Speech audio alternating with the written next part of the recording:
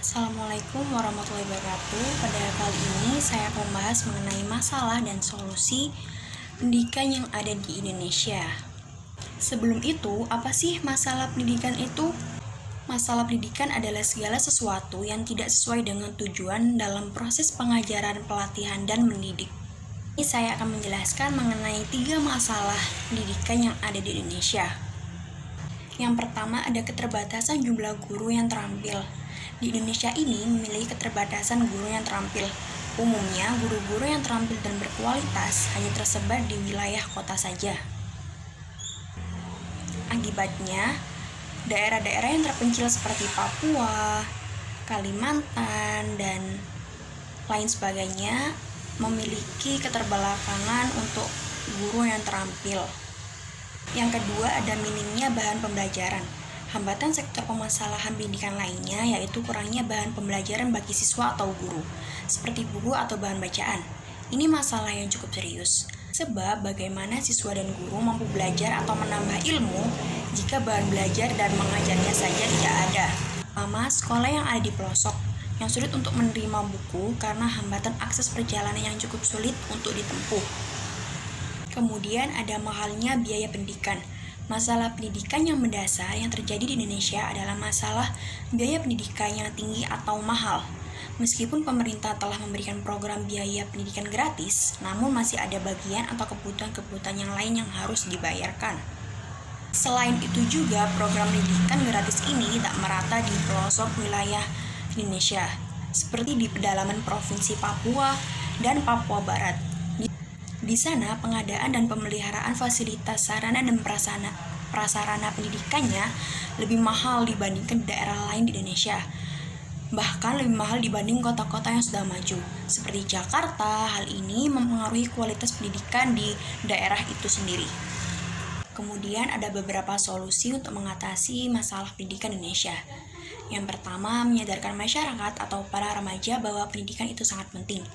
Dan yang kedua, menyediakan beasiswa bagi siswa berprestasi, khususnya bagi siswa berprestasi yang kurang mampu. Yang ketiga, jalur-jalur pendidikan alternatif atau non-formal, seperti kursus-kursus keterampilan, sehingga dapat memperkaya kemampuan dan keterampilan seseorang. Yang keempat, meningkatkan kualitas dan kuantitas sarana dan prasarana belajar mengajar hingga ke pelosok daerah-daerah atau pedalaman atau daerah yang terpencil. Yang kelima, dengan mengubah sistem sosial yang berkaitan dengan sistem pendidikan, di mana sistem pendidikan sangat berkaitan dengan sistem ekonomi. Sistem pendidikan Indonesia sekarang ini yang berprinsip antara lain meminimalkan peran dan tanggung jawab negara dalam urusan publik termasuk pendanaan pendidikan.